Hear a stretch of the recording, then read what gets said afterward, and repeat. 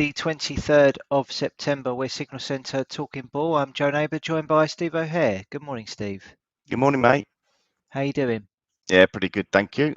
Good. Little bit of action last night, as we expected, off the back of the Fed meeting, where Fed Chair Jerome Powell said the US central banks could begin scaling back asset purchases in November and potentially complete the process by mid-2022. So I think many anticipated. And there was some pretty wild moves off the back of the press conference, or certainly the minutes being released at 7 o'clock yesterday. Talking about raising rates next year as well. Powell explained the US central bank's first steps towards withdrawing emergency pandemic support for the economy, that tapering could come as soon as the next meeting, and that would be on the 2nd and 3rd of November, and also raised its 2022 inflation outlook from 2.2% to 2.2% from 2.1%. So quite interesting. I think, as I said, more aggressive than probably what many had hoped for and anticipated, but also good signs that the economy is doing pretty well by itself. We hope. Yeah, well, it looks like it. If you're measuring the economy by the indices, it definitely looks like it. Doesn't feel like it, does it, Joe? No. Don't know. There's a big disconnect, I think, from the sort of real world and what the markets are telling us. So that continues, that story. I guess it remains to see what sort of impact the rising energy price is going to have on people's pockets as well over winter. Yeah, it's huge. Yeah. I said about Loughborough the other day when I sort of like went to the petrol station. I had to pay £1.55 for a litre of fuel, which was like 20p more than anywhere else because they'd run out of the cheap stuff apparently. Of course they have. But yeah, it's definitely good. It's going to have a major impact, and that's going to filter through into everything. Even to the sort of like the price of bread on the shelves. Yeah, well, already if you go in some shops, their shelves are sort of half empty, aren't they? I don't know if you've noticed that. No, mate. I just do. You've got people that do shopping for you, haven't you? Yeah, normally, yeah. Yeah. The sort of like the little Tesco man who sort of delivers, or the little Waitrose man who delivers Waitrose, my come food. on, someone's doing all right. Yeah. Right. So this week we've already had the Fed, the Bank of Japan, but we've got more rate decisions today. We've got UK, Switzerland, South Africa, Turkey, and Norway all coming out with numbers today. Norway is actually expected to raise rates this morning and confirm another hike for December. It will be the first such post-pandemic tightening among nations with the world's 10 most traded currencies. So that would be quite interesting. In terms of the Bank of England, nothing expected there in terms of rate changes or asset purchases, but there will be a vote for an early end of asset purchases, which obviously we'll be keeping an eye out for later today. So let's get stuck into some charts, shall we, Steve? What has caught your eye yesterday over the FOMC? Anything that got moving? Well, just one market that always has a decent reaction because of the link to where's my little mouse? Because of the link to the dollar is gold, and it didn't disappoint yesterday. Had a decent reaction. Long-term chart, I know it looks a little bit messy, but if you squint a little bit, this is the bullish flag formation I'm looking at, which I expect prices to project higher. However, we are in the midst of a little bit of a consolidation, not retracement, but a sort of like a slowdown in the upward trend. And I think this is going to play out for a little while yet. So although I'm bullish on a long-term basis, short-term I am slightly negative to this. I don't think we're going to get a break above 1835 anytime soon. So my next level that I expect us to range to is down towards this 1670 to 1680 level. On the daily chart, yesterday's almost shooting starlight candle looks pretty negative, and we're off on the defensive this morning as well. The price action over the Fed last night, this is the hourly chart, it's got a nice spike to the ATR levels that was coming in at 1787. I think we were looking to sell gold around that level last night, so that was quite nice. And yeah, continued lower and hit the bottom of the ATR levels. So them ATR levels we look at on a regular basis, and they're they're pretty decent. This last hour has been a little bit more positive. We've tried to break back through the low that was formed on the 2 o'clock candle. It failed and has projected higher. So maybe a little bit more retest of this 1717 area before we sell off again, mainly based on the dollar. Taking a look at oil, we've on the daily chart, we've hit this trend line, and this for me is now quite a decent trend line. Obviously, we've got a little bit of a way to play out on the day today. That's the high of the day, 72.42 on WTI crude oil. And if we manage to maintain prices below there, then that for me would be a retest of the trend line and negative for the obviously reasons of not breaking it.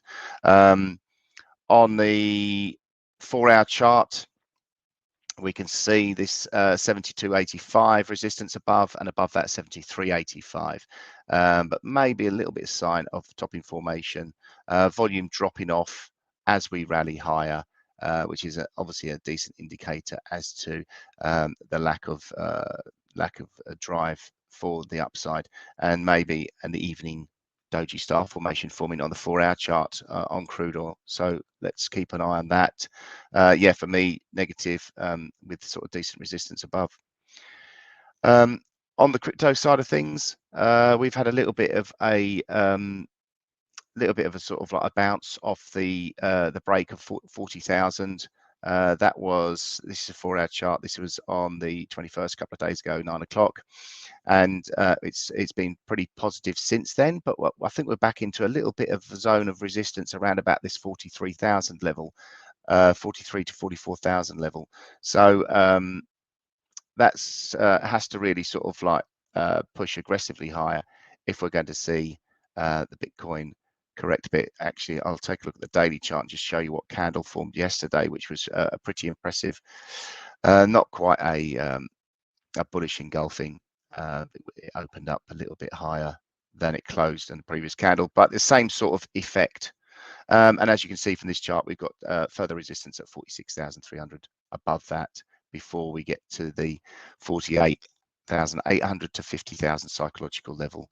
And obviously we've got 53,000 above that. So that's looking pretty good. Cardano has bounced nicely. That was a bullish engulfing, but it's got trend line resistance coming in at 244, and obviously we've got the 246 level, which was the previous all-time high before we punched through it in late August. Ripple a little bit, I've got the holiday blues, but anyway, let's move on. Indices, yeah, they had a pretty nice reaction, and they've had decent follow through this morning. The FTSE has daily chart here. This is a third positive day. We've just spiked above resistance of 71.22, 71.34 the high. On the DAX side of things, pushing aggressively higher. We bought a break of that this morning of just above 15,600, and that has continued higher. So that's looking quite nice. Resistance coming in at 15,805.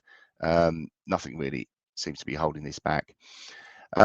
So pretty much a overall positive reaction, a decent bullish engulfing on the daily chart for Dow. The Nasdaq, that's quite a nice reversal formation. So that's quite a sort of like a serious reversal formation. Will we continue to get the follow through today? Resistance really on the reverse trend line coming in at 15,370, so another 100 points higher in the Nasdaq. And if we look at S&Ps, we're back above this trend line, which was broken, but we have formed this morning doji star formation. I mean, it's a what's that, a hanging man candle there? It's the typical decent formations that form on reversals. So definitely sort of not opposing the potential for a continuation of this upside. We've still got a few resistance levels above. Aussie 200 coming in at 74.45. The China 50, still jury's still out. There's still issues going on over there. So, and we're not out of the woods yet. The 14,500 500 area for me is key, and I suppose today's price action after a little bit of a positive move doesn't look so clever. So the China 50, keep an eye on that as something to consider if we do get any more downside indice momentum. The Hang Seng has tried to recover above the previous swing lows, hasn't quite managed to do so yet, rejected it, but still early days. Nikkei feels all right. Obviously we've got the a stall at the previous swing high, and a little bit of a correction lower. So if we look carefully, we could have some sort of head and shoulders formation, and possibly even a double top if we manage to break down here. But let's really focus on the current levels, and we can see maybe a double bottom here. Prices push above the 30,200. I think that's where we bought a break of it last night, buying a break of 30,200, which entered the trade and reversed sharply lower, but it's starting to pick up again. So we're expecting momentum to continue here and prices move up on the Nikkei. So looking pretty good overall. Yeah, over to FX. Nice, Steve. Thank you.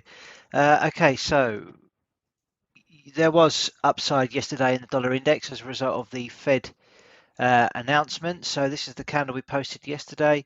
Nice push to the upside, but again, running straight into this 93.43 resistance level, which continues to do a job.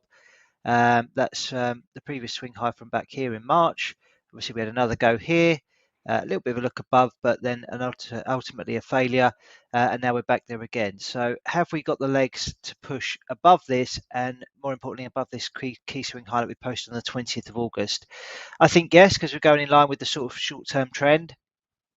Which continues to be within this bullish channel. So I am expecting a move higher, but obviously it needs to do a little bit more to get above this in short term. So what the catalyst will be, not entirely sure. It could come today in the form of a number of data points that are due out, which we'll come on to shortly. Euro USD. So this posted, as you'd expect, the opposite of the dollar index, a big bearish candle, really big outside candle as well compared to the last couple of days that we saw. Closing on its lows. We are bouncing back a little bit today, but look, the volume yesterday was pretty large as well on that selling. So we are below the support of 117.04. The next support level down is this 116.64 level, which if that gets taken out, then I think the outlook for Euro USD looks even more bearish, given that we've completed this really big head and shoulders top pattern, and we can start looking for lower prices down towards this level, which is the measured move of the pattern, which comes down at 110.56. So selling rallies for now on Euro USD. Look at some of the riskier assets. There was a decent bounce in Aussie yen yesterday, so it's obviously had quite a sharp move lower. Big volume yesterday as well, so maybe that could signify a short-term bottom, and we may see a corrective move. Price has been very choppy, as you can see. We're sort of getting these big moves down, big moves up, big moves down. Maybe we get another move into this sort of cluster of resistance, but overall the bias remains bearish for me on that one.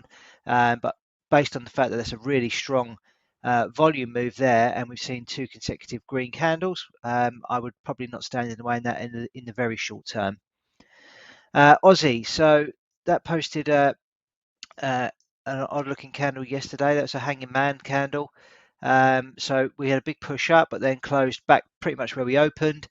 Trying to back that up today with further gains. Ultimately, I think lower prices will be seen, but again, quite interesting that the volume the volume yesterday was really quite large. So we'll have to wait and see whether or not the bulls are sort of winning out on this one, and whether or not they can drag price higher in the very short term.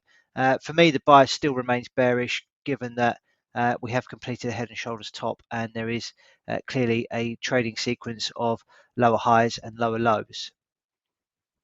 Let's have a look at cable, shall we? So that yesterday posted more selling. We're trying to have a little bit of a go today to recover some of that. Again, big volume yesterday. What have we done? Have we taken out this low here? So we pretty much tested this previous swing low from the 20th of August. The next low below that is this low here from the 20th of July. If that gets taken out, then for me, we've completed a bit of a top on cable. It's not quite head and shoulders, but it looks like it's a big sort of rounding top pattern that's taken shape, and then we can expect lower prices on that one. So really key level for me on cable at the moment. Let's have a look at euro sterling, because that was getting close to a break point, but looks as though it's failed. So we were sellers of that yesterday, weren't we, Steve? Did hopefully Mona managed to hold on to that, because we were talking about this resistance level 86.19 or 86.20. That's right. Which, if it did break out, we would be expecting maybe a corrective move higher over the coming weeks and months, but posted a pretty ugly looking shooting star candle really into that resistance level. And we aren't really doing a lot today, very flat on the session. There is quite a bit of data out today that's going to impact that, so we'll keep an eye on that and sort of let you know what they are shortly. But for me, that looks like that was the level to get short into that resistance level there, and looking for lower prices. So still of the belief that we will see lower prices on euro sterling for now. I think that'll do on the FX side of things. Yeah, nice. So sterling really, for me, looks like the real interesting one. I was reading this morning, Bank of England, are they, I can't remember what I read now. Bank of England to send a more upbeat message. That's from FX Street. Hawks at the Bank of England may be growing less patient with higher inflation and falling unemployment. Falling unemployment. Voting for tapering bond buys and even raising rates. Growing less patient. While the Bank of England is set to leave its policy unchanged, it could signal tightening down the road, and that would lift the pound. So there's the potential. That's coming from FX Street.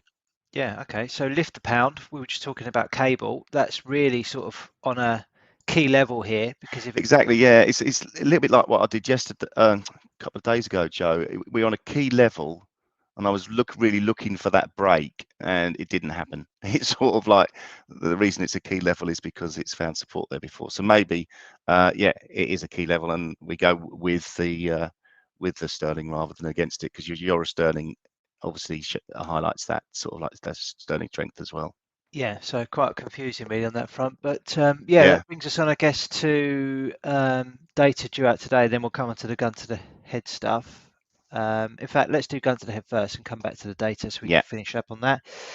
So yesterday, I'm going to gloss over this pretty quickly because it didn't work out very nicely for us. Nah. Two losing trades yesterday, a DAX short and an oil short, both stopped out. So we're on a streak of 5 losing trades there. So yeah, let's turn that around today, Steve. What do you fancy having a look at?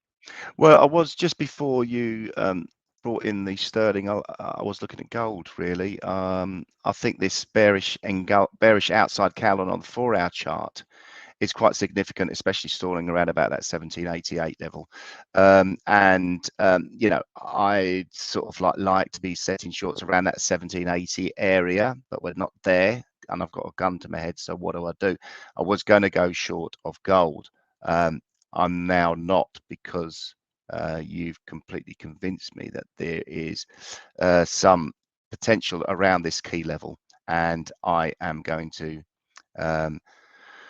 go basically with sterling strength, and relying on a decent Bank of England meeting. So I'll place my stop below the 136 level.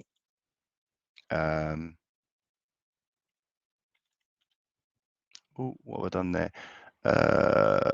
135.924. Yeah, there we go.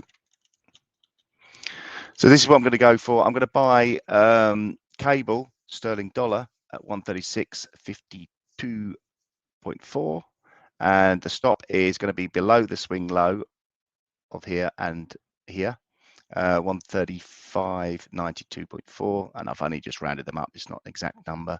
Looking for a target 138.32, which will be around about the 61.8 fib retracement level of this whole move down.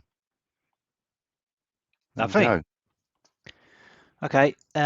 In that time, I managed to scramble together an idea myself, and I'm going to take a look at Euro USD because I believe this is going to break down at some point. So this is the hourly chart. Got it trading in a bearish channel. We saw a big move down lower, bit of a corrective move higher today. So we're trading at 117.11.